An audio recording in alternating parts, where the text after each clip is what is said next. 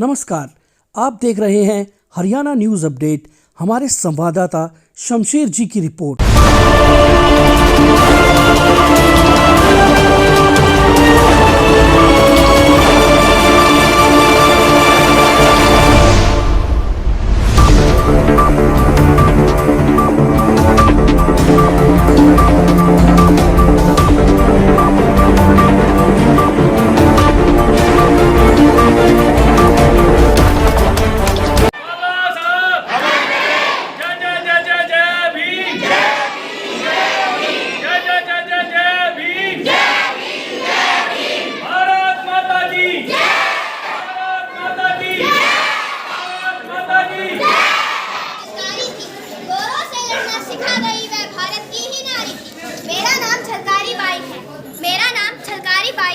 मैं रानी लक्ष्मीबाई नहीं, रानी लक्ष्मीबाई की परछाई हूँ।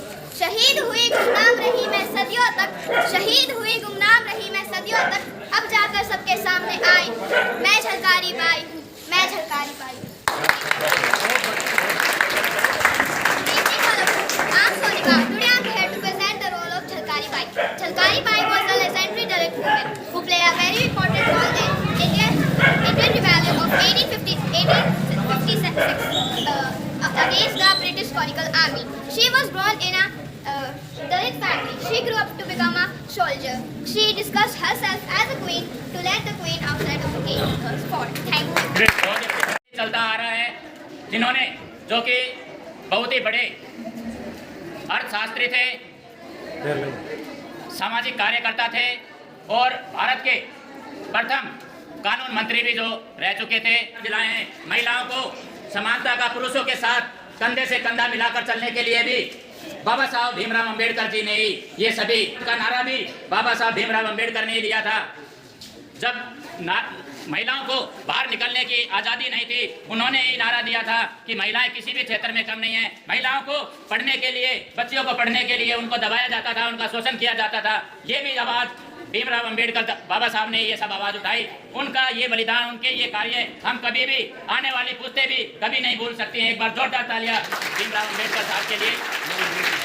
आज हम इस खुली हवा में हक अधिकारों के लिए जो बोल रहे हैं, ये सब क्रांतिकारी लोगों के जरिए और हमारे कानून मंत्री जो बहुत ही बड़े संविधान निर्माता के रूप में निखरे बाबा साहब की मेहर से ही आज हम जब एक दूसरे के सामने ये बोल रहे हैं। और इस कड़ी को मैं आगे बढ़ाते हुए हमारे बीच आज गुरुग्राम से, जो किसी परिचय के मोहताज नहीं है, शिक्षा के क्षेत्र में जिन्होंने बहुत ही बड़ा योगदान दिया, बच्चियों को बहुत ही अच्छे लेसन, बहुत ही अच्छी शिक्षा, जो काफ़ी वर्षों तक हमारे क्षेत्र में भी एक बहुत बड़े अधिकारी के रूप में कार्यरत रहे। हमारे बीच मुख्य अतिथि के रूप में हमारी रेस्पेक्टेड आदरणीय कल्पना रंगा जी, डिप्टी डायरेक्टर SCRT, उनका भी बहुत बहुत स्वागत, अभिनंदन। हमारे बीच विशिष्ट अतिथि के रूप में आए गुरुग्राम से आर्टिस्ट एंड सेलिब्रिटी निशा सोनी जी, उनका भी बहुत बहुत स्वागत। सभी जब समाज की ग्रोथ होती है तो हम सभी, मेल और फीमेल और बच्चे और बड़े, सभी का काम लेते हैं। सबसे पहले आज भीमराव अंबेडकर जी के जन्मदिन पर उनको मैं प्रणाम करती हूँ, नमन करती हूँ। और वही एक हस्ती इस धरती पर ऐसी हुई है कि आप और हम आज इकट्ठा मिलकर रहे हैं। एक बहुत ही खूबसूरत बात है कि एक संविधान का गठन हुआ और संविधान में भी पूरे वर्ल्ड के सभी संविधानों को लेकर हम चिन्हित करते हुए अपने सिलेक्टेड मटेरियल लेकर जो हमारे भारत के लिए बेस्ट टू बेस्ट था, उससे हमने भीमराव अंबेडकर जी ने एक संविधान की रचना की। और उस रचना के समय आप ये देखिए, हमारे भारत की और भारत के वासियों की उस समय जो स्थिति थी और आज क्या स्थिति है, ये केवल और केवल हमारे संविधान के बदौलत है। प्यारे साथियों, आज मैं एक बात, क्योंकि शिक्षा जगत से जुड़ी हुई हूँ, जब भी बात आती है भीमराव अंबेडकर की तो शिक्षा का जिक्र ना हो तो ये तो एक नामुमकिन सी चीज़ लगती है। आज क्योंकि जब हमने इस महकमे को ज्वाइन किया था, डिपार्टमेंट को ज्वाइन किया था, उस समय और आज की स्थिति में मैं कहती हूँ बहुत ज़्यादा परिवर्तन हुआ। लेकिन उस परिवर्तन के साथ साथ भी उससे अधिक और परिवर्तन होने की पूरी संभावना है और पूरी कोशिश आपको और हमको मिलकर करनी है। बीइंग एजुकेशन ऑफिसर, आज मैं कहना चाहूँगी कि पहले अमीर का बच्चा पढ़ता था, गरीब के बच्चे के लिए क्वेश्चन मार्कर था कि फीस कहाँ से जाएगी, स्टेशनरी कहाँ से जाएगी, स्कूल बैग्स कहाँ से जाएंगे, बुक्स कहाँ से जाएगी। बहुत ही खूबसूरत आंसर है, राइट टू एजुकेशन। न केवल इंटरनेशनल बल्कि हमारे नेशन में भी, हमारे भारत में भी राइट टू एजुकेशन इतना फ्रूटफुल इफेक्टिव रहा है कि 0 to 14 14 साल के हर बच्चे के लिए फ्री ऑफ कॉस्ट एजुकेशन।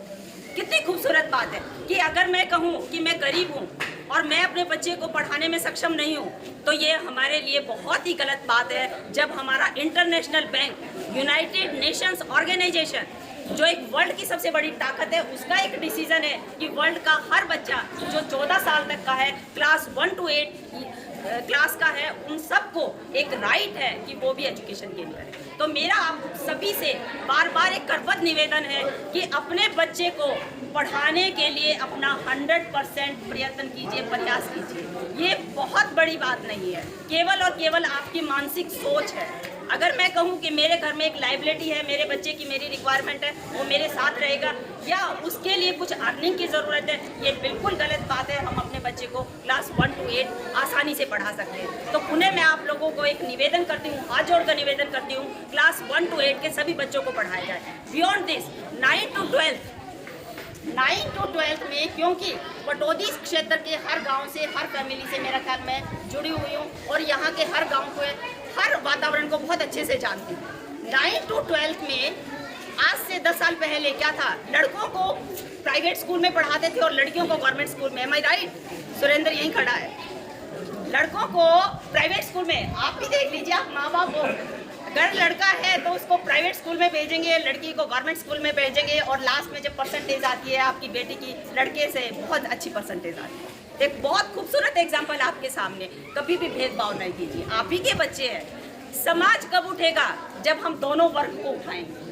आज हमारी सरकार का एक बहुत खूबसूरत प्रोग्राम चल रहा है, बेटी बचाओ बेटी पढ़ाओ, और उसके तहत मैंने पूरे हरियाणा में ये देखा है कि जहाँ कहीं भी जाते हैं लड़कियाँ बहुत फ्रूटफुल इफेक्ट से बाहर आई है, लेकिन लड़के कहीं ना कहीं, आप अपने समाज में देख रहे हो, अपने घर में देख रहे हो, कहीं ना कहीं जो ग्राफ था वो नीचे जा चुका है और जा रहा है। और ये मैं बीइंग ए एजुकेशन ऑफिसर मैंने ऐसा महसूस किया है, यदि किसी भी समाज की उन्नति होती है तो हर वर्ग को और दोनों पहलुओं को साथ लेके चलना होगा। क्या आप समझ सकते हैं इस बात को कि अगर हमारी लड़कियां बहुत अच्छा पढ़ जाती हैं और लड़के नहीं पढ़े, तो आप समझ के देखिए, सोच के देखिए, ये कितना बड़ा क्वेश्चन मार्क समाज में आएगा। तो जब कभी भी हमारे घर में मेरे 2 बच्चे हैं, आपके 2-3 बच्चे हैं, क्यों ना हम दोनों बच्चों को पैरेलल उठाएं, क्यों ना हम दोनों बच्चों को एक जैसी फैसिलिटी दें, क्यों ना हम दोनों बच्चों को एक जैसा प्यार दें। बियॉन्ड दिस, इसके साथ मैं ये भी कहना चाहूँगी, 9 to 12 हरियाणा गवर्नमेंट ने आज NSQF एक ऐसा प्रोजेक्ट चलाया है कि एजुकेशन के साथ साथ यदि कोई बच्चा 12वीं कक्षा के बाद अगर आगे नहीं पढ़ना चाहता या फैमिली सर्कमस्टांसेस ऐसे हैं या उनके घर में ऐसी स्थिति है कि उसको पैसा भी कमाना है, तो NSQF एक ऐसा प्रोजेक्ट है जिसमें आप एग्रीकल्चर, सिलाई, कढ़ाई, बुनाई, ब्यूटी पार्लर, इस तरह के कोर्सेज क्लास 9 to 12 आप अपनी एजुकेशन के साथ भी कर सकते हो। और ये एक बहुत खूबसूरत मौका सरकार ने दिया है, इसको इस साल शायद क्लास 6 to 8 में स्टार्ट करने जा रहे हैं कि यदि बच्चा 12वीं के बाद नहीं पढ़ता है तो उसके पास एक हुनर है, एग्रीकल्चर का है, इलेक्ट्रिसिटी का है, आपके ब्यूटी पार्लर का है, कि बच्चा अपने पाँव पे खड़ा हो जाए।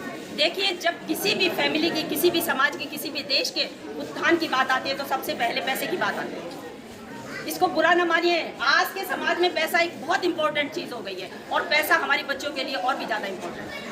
आप आज के टाइम में जब हम 12वीं से पहले बच्ची को क्लास में से छोड़ के उसकी शादी कर देते हैं, एक एग्जांपल दे रही हूँ मैं आप लोगों को। शादी करने के बाद ससुराल में ऐसी स्थिति बन जाती है, बच्चा कहाँ जाएगा? मायके आएगा। मायके आने के बाद क्या होगा? भाभी है, माँ बाप है, कितने दिन तक आप बेटी को अपने घर रखोगे? कितने दिन तक उसको एक इज्जत की रोटी मिलेगी? क्यों ना आप ऐसा काम कीजिए, बच्चे को अपने पाँव पे खड़ा कीजिए। क्लास 12 के बाद 6 महीने, 1 साल, 2 साल, 2.5 साल, बहुत सारे ऐसे कोर्सेज हैं। बच्चा BA पास है, MA पास है, PhD है, अगर सर्विस नहीं लगी तो वो माँ बाप को बहुत बुरा लगता है। बुरा मत मानिए, आपने जब तक बच्चे को पढ़ाया है, एजुकेशन दिया, आप पैसा खूब अच्छे से देते हो बच्चे को, और जब पूरी एजुकेशन गेन कर ली, बच्चा घर में आ गया वापस और सर्विस नहीं लग रही, आपको बहुत बुरा लगता है बच्चा। क्यों ना आप टेक्निकल एजुकेशन के साथ बच्चे को आगे बढ़ाइए। Am I right? क्यों एजुकेशन ऐसी दो कि बच्चा अगर पढ़ना चाहता आगे बढ़े, अगर अपना काम करना चाहता तो काम करे और पैसा कमाए और अपने समाज में एक अपना स्टैंड रखे, अपना स्टैंडर्ड रखे। Thank thank you so much.